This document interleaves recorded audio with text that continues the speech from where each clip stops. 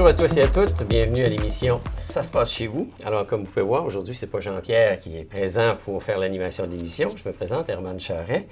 Par contre, je suis toujours en compagnie des mêmes personnes fidèles à l'émission. Isabelle Tremblay, bonjour. Annie Vaillancourt, bienvenue. Bonjour. Et on a un invité du nom de Jean-Philippe Grenier de Petite-Rivière-Saint-François qui va nous parler quand même d'une activité particulière qui se passe chez eux. Alors, c'est parti, si vous êtes prêts, hein? On est d'attaque. Oui. Premier sujet aujourd'hui, on va parler d'organisation d'événements. Oui. Donc, quand on parle d'organisation d'événements, on parle d'événements qui peuvent attirer beaucoup de monde à un endroit précis. Mais quand on organise ces événements-là, des fois, on met de côté tout l'aspect organisationnel sur la gestion des matières résiduelles autour de ça. Ouais. On se dit, on va avoir du monde, on va les accueillir, mais on n'a pas pensé à tout. C'est ça, on prévoit plein de choses, mais les matières résiduelles, il n'y a pas grand monde qui pense à ça. En général, il y a des toilettes. Oui. Hein, je veux dire... Mais souvent, les gens vont juste mettre des poubelles pour les déchets. Okay. Donc, ils ne penseront pas aux autres options là, qui sont importantes là, au niveau de la gestion. Il y a lieu d'en faire plus si on veut bien faire les choses. Ben oui. Si on veut réellement protéger notre environnement, là, il y a lieu d'en faire plus. C'est ça. Ça commence par quoi, en gros?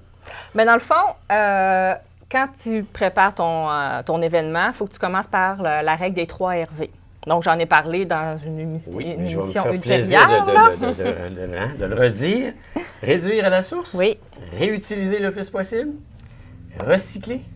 Puis l'autre, bien, c'est valoriser tout ce qui a été fait. C'est ça. Donc, on met vraiment là, les 3 R dans le bon ordre. Donc, on réduit, on réutilise et on recycle. Okay. Puis le valoriser, composter, bien, c'est si c'est accessible où l'événement a lieu, comme à Baie-Saint-Paul, il y a la collecte des matières organiques. Dans la plupart de toutes les municipalités, il y a des endroits. Il y a juste à Lille, pour l'instant, qu'il n'y a pas les bacs bruns. Okay.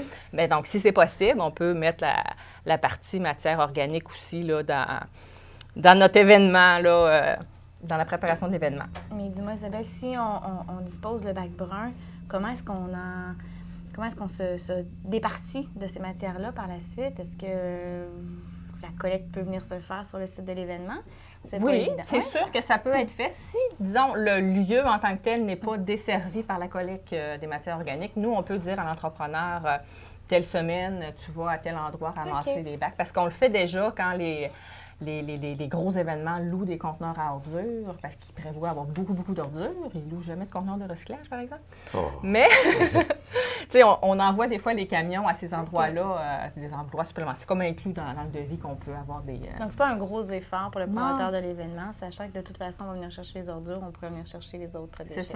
C'est ça. Il s'agit juste d'avoir les bacs en main. Là, pour, c'est dispensé à l'avance, de structurer puis d'être en relation avec la MRC. C'est ça, il faut prévoir, tu sais, qu'on prévoit tout l'événement d'avance, donc il faut prévoir aussi la partie matière résiduelle dans tout ça. Fait que ce qui est important, bien, c'est de planifier notre événement. Ça peut varier selon le type d'événement qu'on organise. C'est ça. Fait qu'il faut vraiment que tu planifies comme n'importe quel événement. Là. Tu planifies comment tu vas avoir de personnes, la durée, si c'est 2 jours, 1 semaine, quel type de matières résiduelles vont être générées sur le site. Est-ce que tu offres de la nourriture? Est-ce que... il y a des kiosques avec des expositions de certaines choses. Donc, il faut vraiment que tu prennes en compte un peu tout ce qui va se passer sur le site en tant que tel. Si ça se déroule à l'intérieur, à l'extérieur. Donc, il faut que tu prévoies là, de quoi tu vas avoir besoin, des équipements nécessaires. Puis dans les équipements, il n'y a pas juste les poubelles, là, puis les bacs, mais il faut que ça en fasse partie. OK. Puis le plus possible, les rendre bien visibles. Oui. Peut-être de l'affichage, des fois. Je veux dire, oui, indiquer... Oui, indiquer aux gens puis informer tout le monde. On a souvent entrée et sortie, mais il y a tout ce qui toilettes. se passe. Et toilettes. Dans le fond, quand on prépare l'événement, si c'est un groupe de plusieurs personnes qui préparent l'événement, on attitre une personne en particulier à la gestion des matières résiduelles, à vraiment voir qu'est-ce qui peut être fait à ce niveau-là, à la réduction à la source aussi, voir s'il ne peut pas avoir des choses qui sont réutilisées. Ou, on met vraiment une personne qui s'occupe plus du côté environnemental de l'événement, qui, lui, va contacter les fournisseurs et tout ça, pour essayer d'avoir des choses le Parce plus... Parce que ce que l'on fait en planification, puis ce que l'on fait au moment de l'événement, si on le fait bien, ça vient réduire tous les efforts de récupération après, faire le ménage du terrain ou quoi que ce soit, là, si c'est à l'extérieur. C'est ça, si on distribue moins de papier, si c'est un événement qu'on est supposé donner des papiers, ça peut être une clé USB. Donc, la clé USB, les gens vont la réutiliser par après. Donc, ça peut réduire les quantités de papier. Donc, on essaie de réduire le plus possible les déchets ou les matières qui peuvent être produites durant l'événement. Après ça, on essaie de réutiliser et puis on recycle et on valorise. Donc, c'est vraiment toujours dans cet ordre-là. Donc, quand on prépare l'événement, c'est la même chose. Puis aussi, s'il y a de la nourriture qui est offerte, puis qu'il y a des bons buffets qui sont prévus, bien, on peut voir avec des organismes de charité si on peut par la suite offrir les restants, si restant il y a à ces gens-là. Là, c'est ça. Fait que ça peut être quelque chose d'intéressant aussi. Perte, là aussi. Ben oui. Puis on rend service. Ben oui, c'est ça. Hein? Donc, c'est ça en gros, là, pour les nommer la personne qui s'en occupe. OK. Une chose importante, ça peut être aussi l'inscription en ligne. Donc, quand on prévoit que les gens, il faut qu'ils nous retournent un formulaire pour s'inscrire ou quoi que ce soit, ben, on dit, bien, inscrivez-vous en ligne. Comme ça réduit aussi les papiers, les timbres, les enveloppes. Donc, c'est une autre façon de réduire. On voit de toutes sortes d'événements. Ça peut être un peu comme on va parler tantôt avec M. Grenier sur le jour de l'arbre comme tel, où là, c'est des gens qui sont invités sur place, ça, majoritairement extérieurs parce que c'est l'été. Ouais. Quoique l'hiver aussi, il y a plein d'activités hivernales. Mais en même temps, selon le type d'événement, on ne fait pas appel aux mêmes préoccupations, mais il y a toujours des standards de base. Bien oui, c'est ça. Dans le fond, ce qui est vraiment, vraiment important, c'est les bacs. Donc, si on a la collecte des matières organiques, bien, il faut avoir des bacs bruns sur le site. Parce qu'il y a de la nourriture. C'est ça. C'est sûr qu'on va toujours avoir une poubelle, ça, il y en a partout. Beaucoup, beaucoup, beaucoup. Okay. Ce qui est important, c'est de toujours coupler notre poubelle. Okay? Une poubelle ne vient jamais seule. OK. Il faut toujours mettre le bac bleu avec. OK. Que ce soit un autre format, même si, tu sais, comme là, j'en ai 2 petits bacs pour deux poubelles là, de salle de réunion, disons. Donc, quand on a notre poubelle à déchets, bien, il y a toujours du recyclage. Il faut toujours mettre un à côté de l'autre. Pas un à une extrémité puis l'autre à l'autre bord. Oui. Tu sais, parce que sinon, la personne arrive à la sortie, il y a une poubelle. Le bac bleu, elle regarde, il est dans le fond de la salle. Ouais. Elle ne revirera pas, là. Elle va tout mettre dans la poubelle. Donc, c'est toujours couplé ensemble. Puis si on veut mettre du bac brun, bien, de la matière organique, on le met à côté. Il faut toujours les regrouper ensemble. Puis si, comme tu dis, dans le contexte où il y a une restauration sur place, où il y a de la nourriture, bien, se garder proche. Dans le fond, la proximité des besoins va faire que... C'est ça. Donc, il faut vraiment évaluer... Si on a besoin d'avoir 3 ou 4 bacs bruns juste pour un événement, est-ce qu'on doit les acheter ou on peut se les procurer ponctuellement seulement pour cet événement-là? C'est sûr que présentement, à la MRC, on a comme un service de location, là. Donc, on peut vous prêter, dans le pire, là, des Parce que c'est ce qui peut des fois bloquer quelqu'un et dire, regarde, j'en ai pas, j'en achèterai pas juste pour une journée d'événement. Ben oui. Donc, si au moins on sait qu'on peut en obtenir ponctuellement pour l'événement, c'est facile. C'est sûr que nous, on a des bacs bleus et des bacs bruns, mais on n'a pas de poubelle. OK. Mais ça, c'est vrai que c'est plus facile. Tout le monde en a des poubelles. Donc, c'est ça. Si les gens, là... ils veulent louer des bacs de recyclage ou des bacs bruns pour des événements, c'est possible. C'est des bacs roulants, par contre. Là, c'est pas des différents bacs, c'est vraiment des bacs roulants. Donc, quand on installe les équipements, on parle un petit peu des équipements. Donc, on vérifie là, les aires de restauration. Les lieux vont avoir le plus gros rassemblement. Donc, on met plus de bacs à ces endroits-là. Où il y a beaucoup de circulation. Donc, il faut vraiment prévoir. Bien, dans le fond, si on se dit, il faudrait mettre une poubelle là pour les déchets, automatiquement on met un bac bleu à côté. Parce que les bouteilles d'eau, tout le monde va avoir une bouteille d'eau. C'est plus une réflexion qu'on doit se faire soi-même pour développer un automatisme. Mais ça devrait être partout, dans les centres d'achat, dans n'importe quel bureau, salle de réunion, dans les hôpitaux, partout, dans le fond, dans les écoles. Il devrait toujours avoir à côté d'une poubelle un bac de recyclage. On devrait, mais c'est pas le cas encore. Hein? Oui, non, c'est pas le cas du tout. Parce que dans le fond, tu sais, la plupart des gens, ils vont avoir des choses qui vont aller dans le recyclage plus que dans les déchets. Ou puis si en plus on a le bac brun, bien les déchets, il ne reste pas grand-chose. Si jamais on pensait organiser un événement, peu importe l'événement, qu'on est comme indécis sur quoi faire, y a-t-il un site web, exemple, de la MRC, vous dit, bien, vous organisez un événement, voici la liste des choses à bien, on a un vérifier. Petit dépliant au niveau de la MRC. Il faut qu'on le rafraîchisse un petit peu, là, mais on a un petit dépliant, pratique verte pour la réduction des matières résiduelles lors de l'organisation d'événements. OK. Donc, on peut aussi appeler, là, me parler à moi ou à Stéphanie Rochette, là, à la MRC, puis on peut vous aider aussi, là, dans Avez-vous pensé à ci? Avez-vous pensé à ça? Soyez assurés que, puis bon. Oui, c'est la même chose dans les constructions. Là. Il y a quelques années, ils ont construit un nouveau bloc, puis ils n'ont jamais pensé où ils allaient mettre les déchets. Fait qu'ils sont arrivés, tout était fait, le terrain était tout aménagé. Bon, oups, qu'est-ce qu'on fait? Où est-ce qu'on met les conteneurs à déchets? Il n'y a pas de place. Tu sais, c'est dans le stationnement, mais il ne faut pas que les autos se stationnent devant, il faut que le conteneur soit accessible. Donc, c'est comme quelque chose que les gens ne pensent pas avant qu'il soit devant le fait accompli. On planifie l'avant, on ne planifie pas l'après.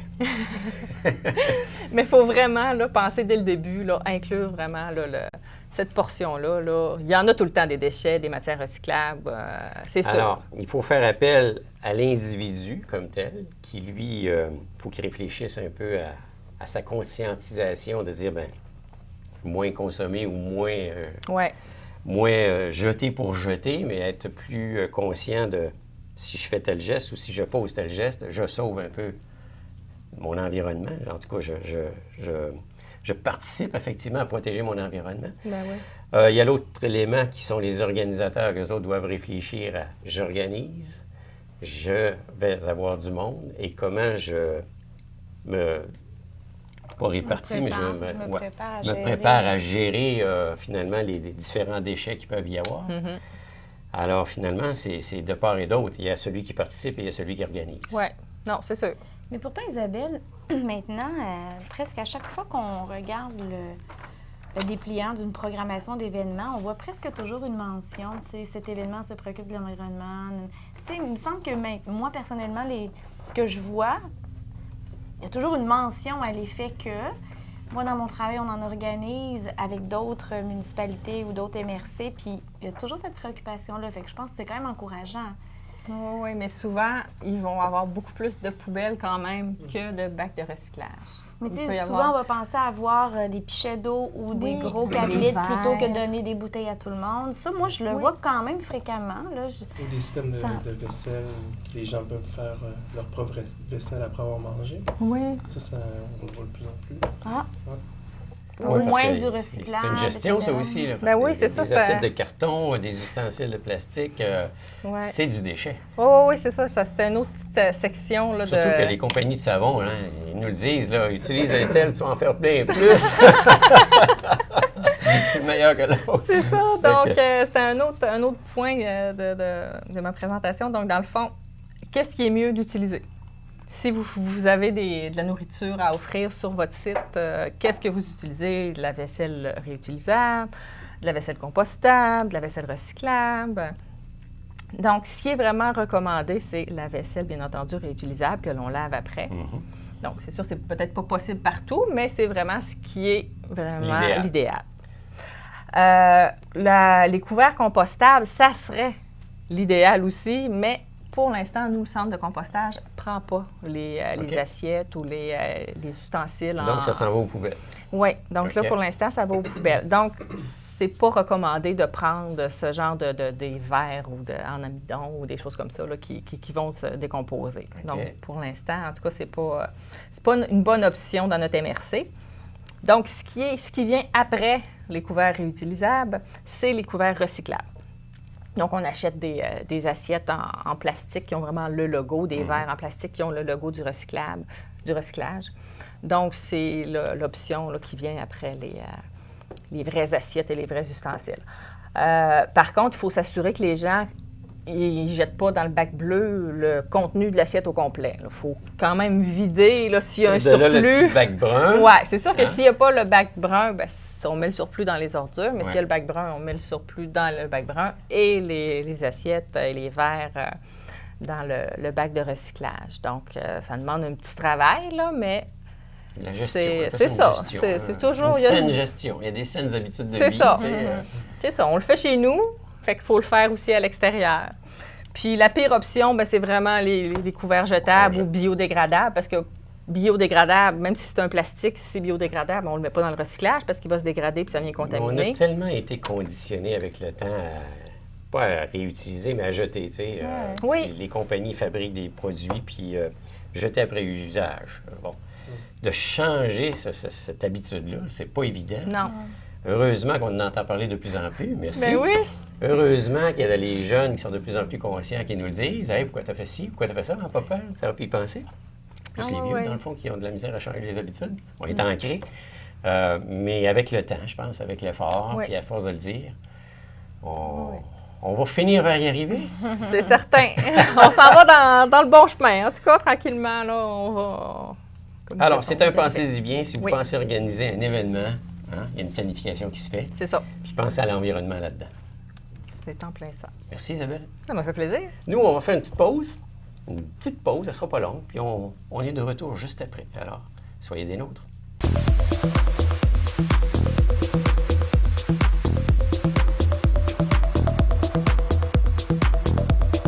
Alors, pour cette deuxième portion d'émission, nous recevons M. Jean-Philippe Grenier, agent Bonjour. de développement de Petite-Rivière Saint-François.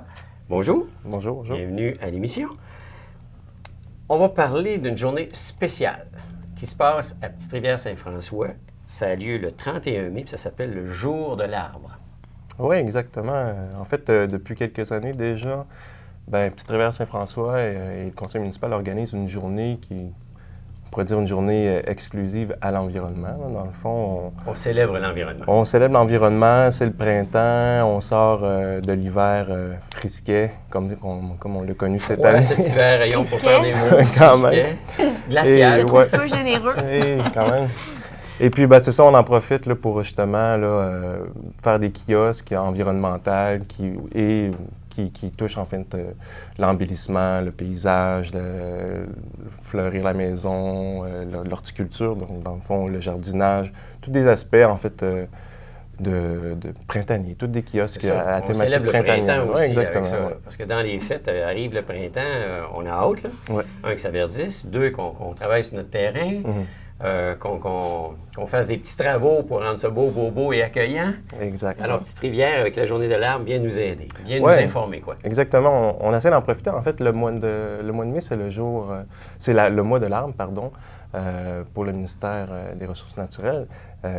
Donc, dans le fond, nous, on en profite parce qu'on peut faire à ce moment-là une distribution d'arbres qui est fournie par le ministère, des arbres à quantité multiple et d'une diversité sorte multiple. d'arbres, oui, diversité multiple. Oui, on a vraiment une bonne Des arbres diversité. fruitiers et des arbres décoratifs. En fait, le ministère nous fournit des arbres, des conifères et des feuillus.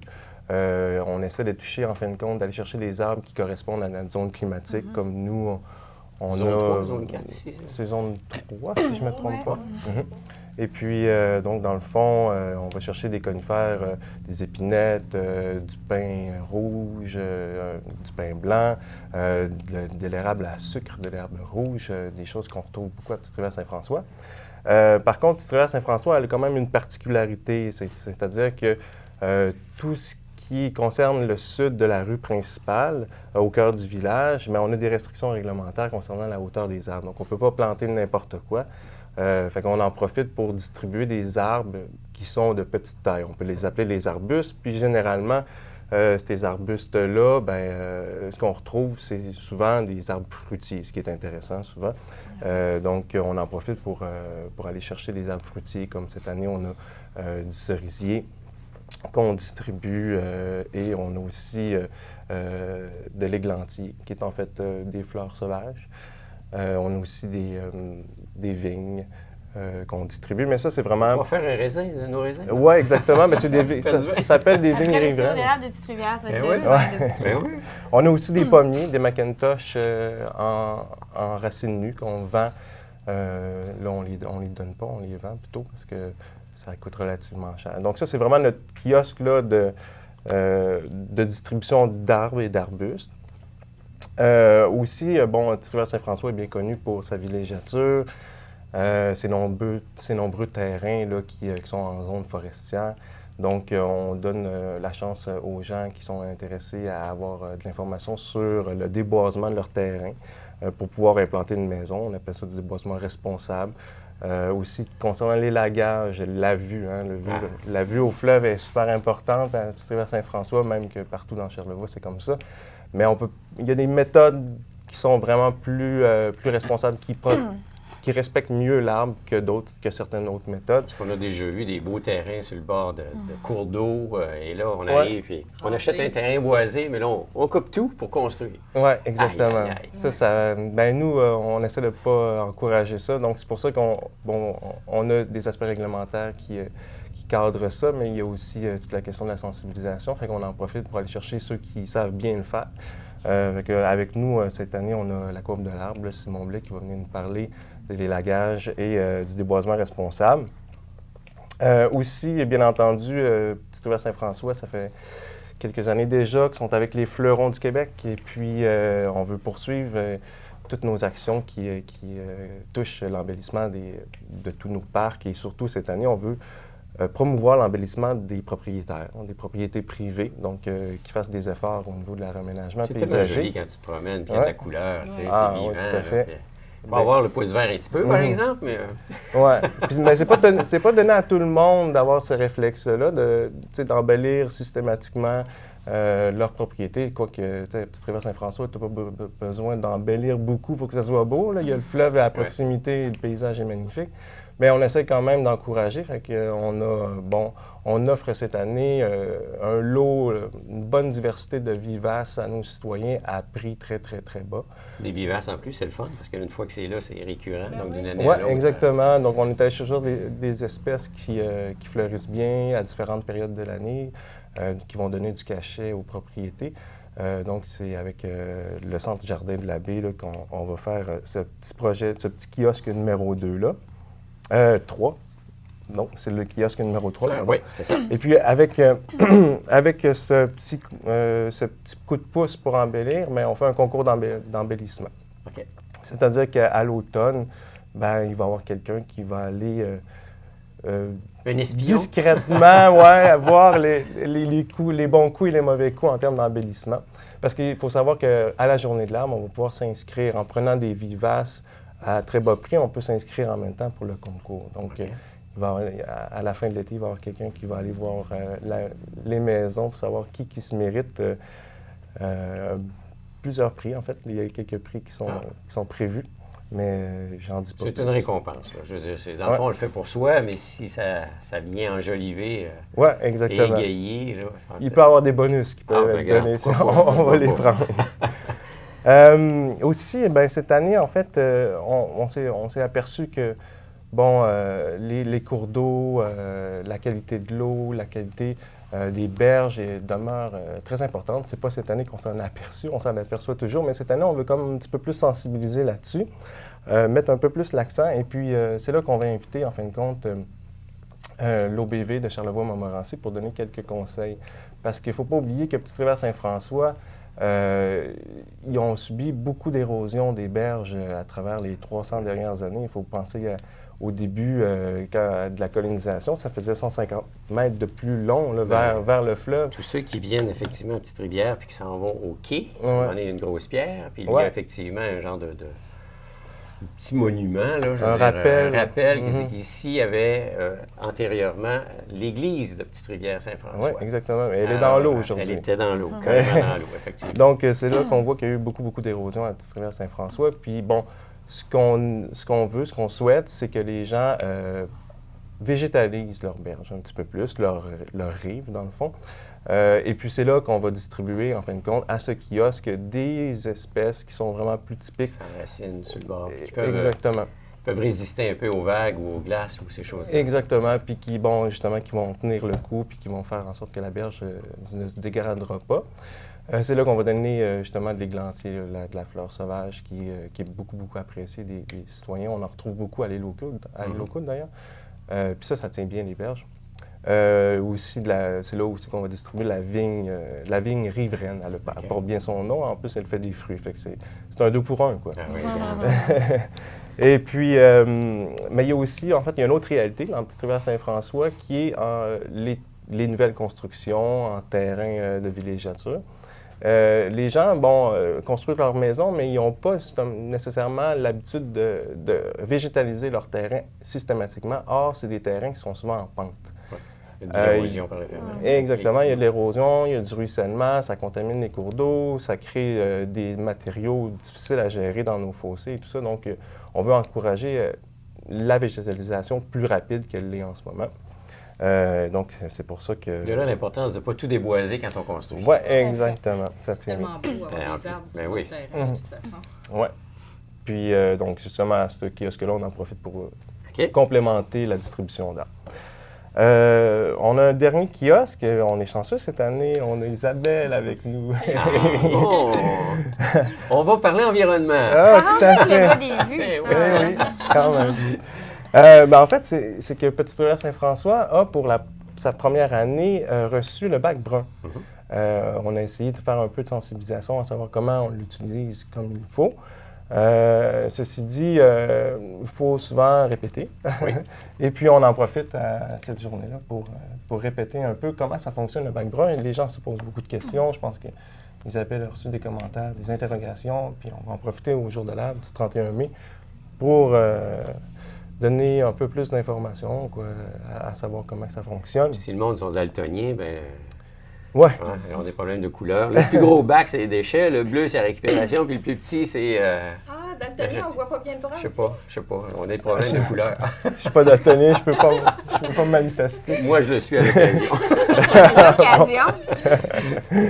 Bon, Quand ça fait mon affaire. Ah, d'accord. On voit la lumière verte Et voilà. rouge, là. Et voilà. puis donc c'est ça. Donc on poursuit ce même kiosque avec Isabelle qui va nous donner un peu d'informations sur la récupération des eaux de pluie. C'est toujours bien important pour le jardinage et tout ça. T'es au courant de tout ça? On va là. Ben, ça, c'est un plus, en fait. C'est quelque chose qui est récurrent. Enfin, chaque année, on procède à la distribution de barils comme ça, à moindre coût. Puis, c'est ça. Et puis, bien entendu, on n'oublie pas les enfants, les jeunes du village. Parce que ça commence à quelle heure, ça? Ça commence à 10 À h. 10 h le matin? Oui, ça finit de 10 h à 15 h. À 15 h, bon. Oui. Et puis, Ça se passe un dimanche, donc l'endroit principal? c'est au 1067 rue principale, c'est à la salle municipale, À la salle qui municipale. est en fait l'hôtel de ville. OK. Alors, beau temps, mauvais temps, si jamais il pleut, on n'est pas loin, on peut aller à l'intérieur. Si Ouais, il fait beau, ben, exactement. c'est à l'extérieur que ça se passe. Oui, exact. On s'est fait prendre 2 années de fil avec une pluie intense, alors on risque plus rien, on met ça dans la salle municipale et un peu à l'extérieur. Donc les gens sont bien orientés, ils vont voir les... Alors, ça se veut familial aussi. Ouais, je tout veux à fait. dire. Les gens viennent chercher de l'information, participent donc à différentes possibilités de faire l'acquisition d'arbres et de fleurs et autres, vont avoir de la nourriture. Oui, il y a des petits hot dogs européens qui qui sont... ont faim. Ouais, Puis il y a des activités pour les jeunes. exactement. Ouais, les jeunes vont pouvoir réaliser... Ça se passe c'est exclusivement Petit à jardinage. Petite-Rivière. là. Ouais. C'est pour la population de Petite-Rivière, si je comprends bien. Oui, en fait, oui, surtout pour la population de la Petite-Rivière, c'est vraiment eux qu'on vise, c'est eux qu'on veut sensibiliser. C'est toutes des choses qui leur touchent. Donc, toutes les personnes qui sont invitées à sensibiliser puis à présenter, en fait, chacun des kiosques, mais c'est sûr que c'est de l'information qui est adaptée à Petite-Rivière-Saint-François. Donc, Est-ce que le jour de l'arbre est célébré ailleurs dans la MRC, savez-vous?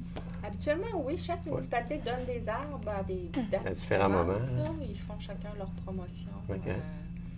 Mais peut-être pas toutes, là. Mais je sais qu'il y avait les éboulements, Baie-Saint-Paul le faisait aussi, Petite-Rivière. La plupart font quelque chose, parce que les arbres sont quand même donnés gratuitement. Ben oui, là, par ben le oui, c'est un ministère. plus. Fait que c'est avantageux Pourquoi pour pas en tout le monde. profiter? Ben oui. Puis en même temps, ben, ça nous permet d'établir des liens, de savoir, côté information, qu'est-ce qu'on peut avoir de besoin pour bien faire les choses. Fait que, oui, tout à fait. ah ben, alors ça a lieu ça le 31 mai Oui, de 10h à à 15h. Petite-Rivière-Saint-François. Oui, au cœur du village. C'est à la salle municipale, à l'hôtel de ville. C'est assez facile de se trouver, en fait. Pour ceux qui ne savent pas c'est où, ce qui me surprend beaucoup, là, mais pour ceux qui ne savent pas c'est où l'hôtel de ville, mais ils vont voir, en fin de compte, là, quelques petites pancartes le long de la rue principale qui va orienter les gens pour dire où est-ce que c'est les jours de l'arbre. C'est entre le fleuve et la montagne. Oui, ça, c'est sûr. On ne peut pas s'y perdre. Jean-Philippe Grenier, merci beaucoup. Oui, merci à toi. Puis au plaisir de se voir là-bas. Oui, tout à fait. Alors, on va faire une petite pause pour dire comme Jean-Pierre et on vous revient dans quelques instants.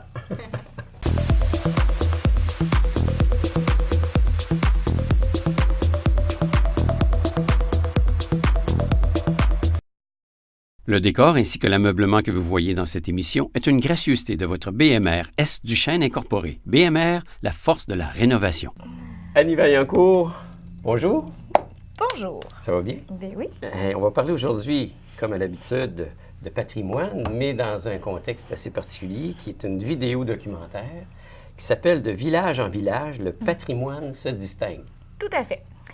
C'est un projet qui fait suite aux initiatives de la MRC déjà depuis plusieurs années.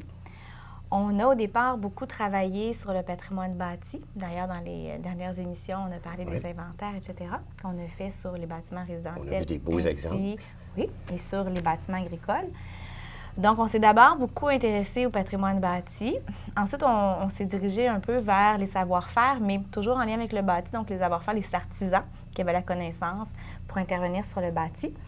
Et puis, on se dirige de plus en plus donc, vers le patrimoine vivant.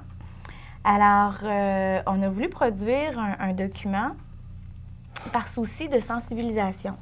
On a des actions concrètes avec un résultat attendu et qui peut se vérifier, comme par exemple le cas de la production des inventaires, mais il ne faut jamais oublier de continuer à sensibiliser la population. Donc, c'est un projet qui se voulait un projet de sensibilisation, d'information, puis on avait deux publics. En fait, on voulait sensibiliser le citoyen, mais on voulait aussi que le citoyen comprenne mieux les élus lorsque les élus prennent des décisions de manière à préserver notre patrimoine. Et qu'on voulait faciliter aussi le dialogue entre le citoyen qui va recevoir ou qui vit dans une municipalité où là, il peut y avoir des règlements qui s'appliquent de manière à préserver le bâti, le paysage ou autre. Est-ce que c'est bien perçu en général par la population? Est-ce que c'est bien accepté? Pas par tout le monde, malheureusement. Et je parle autant du côté du citoyen que de l'élu. Il y a des élus qui sont moins confortables d'adopter des règlements qui visent à préserver, surtout lorsqu'on s'adresse à un citoyen qui a une résidence privée. C'est très restrictif dans ce qu'on peut faire. C'est la perception. C'est la perception de l'individu que c'est très restrictif. Je donne un exemple très simple. C'est celui que je donne fréquemment parce qu'il est tout à fait facile à comprendre. On connaît tous la rue Saint-Jean-Baptiste à Baie-Saint-Paul.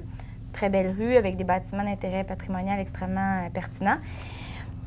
Il y a un règlement qui s'appelle le plan d'implantation et d'intégration architecturale sur la rue Saint-Jean-Baptiste, qu'on appelle communément le PIIA.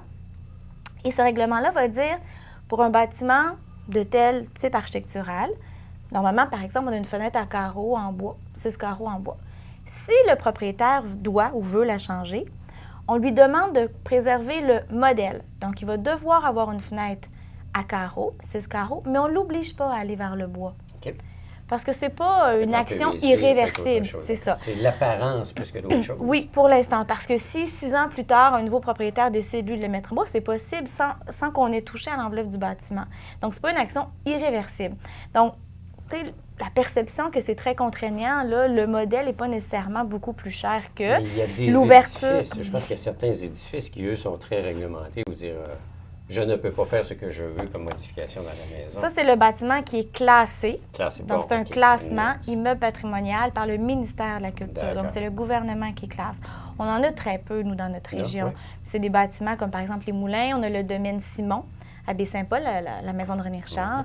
2 maisons qui sont à l'île aux Coudes. Donc, on a très peu de bâtiments classés. Il y a quelques bâtiments qui sont cités. Alors, c'est le même processus que celui qu'a emprunté le gouvernement, mais là, c'est la municipalité qui l'a initié. Donc, une municipalité qui dit, moi, sur mon territoire, à moi, ce bâtiment-là, pour telle raison, elle peut être historique, architecturale ou autre, on ne veut pas le perdre. Il faut qu'il demeure parce qu'il est trop significatif à l'échelle du village. Peut-être que dans une autre municipalité, il ne le serait pas, mais là, il l'est. Alors là, on va le citer. Et c'est à la municipalité de décider si son règlement va être plus ou moins restrictif.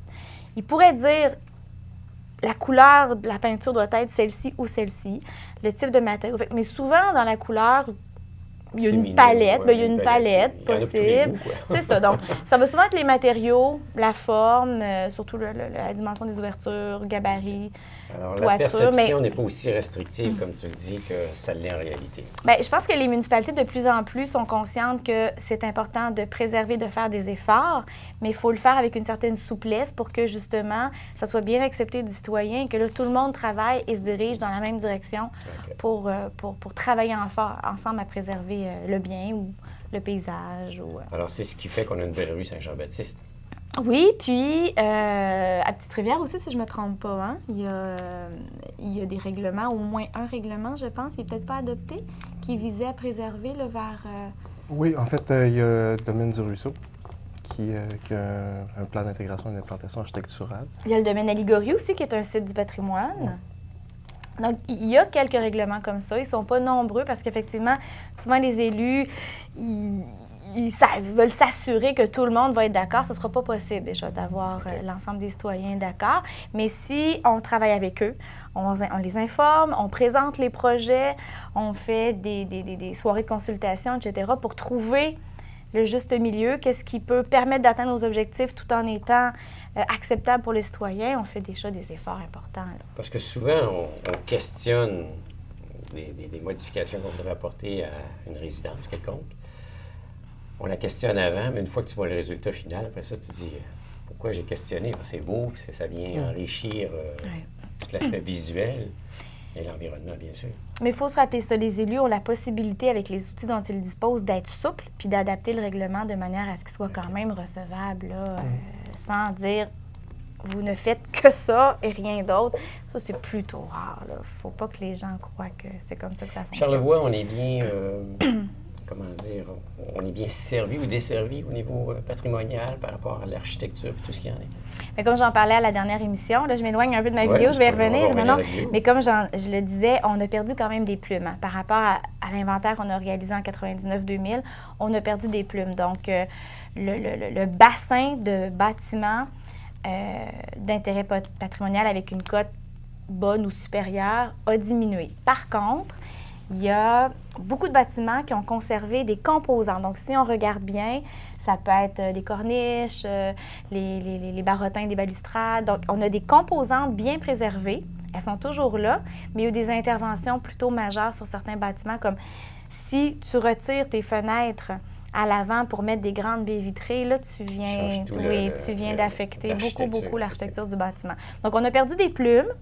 Par contre, en même temps, les élus ont continué de progresser dans la réflexion, dans les actions de sensibilisation, ce qui fait qu'on voit de plus en plus quand même les gens qui sont intéressés à faire les choses correctement. Jean-Philippe, du côté de Petite-Rivière, lui gère un projet. Une sensibilisation. Gère un projet qui permet, d'indiquer aux gens comment bien intervenir sur leur bâtiment et les gens demandent ces programmes-là. Donc, il y a quand même, là, on fait des pas. On a perdu un peu de plume, mais on fait des pas. Alors la vidéo comme telle, elle nous permet, ou va nous permettre, si je comprends bien, de voir ce qui s'est fait. Bien oui, c'est-à-dire que la vidéo, on voulait qu'elle puisse justement permettre aux gens de se dire, tiens, c'est vrai que mon village, moi, il est différent du village d'à côté, puis que j'ai ça qui me distingue, puis je peux être fière de tels éléments. Parce qu'on vit dans nos villages, donc à un moment donné, on ne voit plus nécessairement ce qui nous entoure, mais on voulait que les gens puissent reprendre, parce que je pense qu'ils ont déjà été conscients des qualités de leur village, puis bon, avec le temps,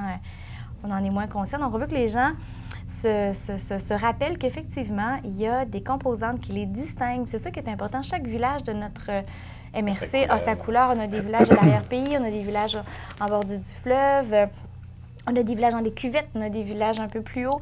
Donc, on a des villages qui se distinguent. Ils sont tous plus beaux les uns que les autres et on voulait retoucher la fibre sensible des citoyens à cet égard-là.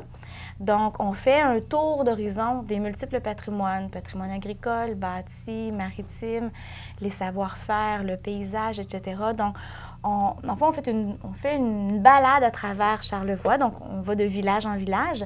On se promène à travers le village et là, on constate, on ne peut pas présenter tout ce qui nous distingue, mais on a tenté de faire ressortir ce qui était le plus essentiel, les points forts de chacun des villages, pour que les gens se disent, c'est vrai que... Oui, effectivement. Okay. Et on a fait intervenir des Charlevoisiens. Donc, on voulait que ces gens-là puissent nous parler.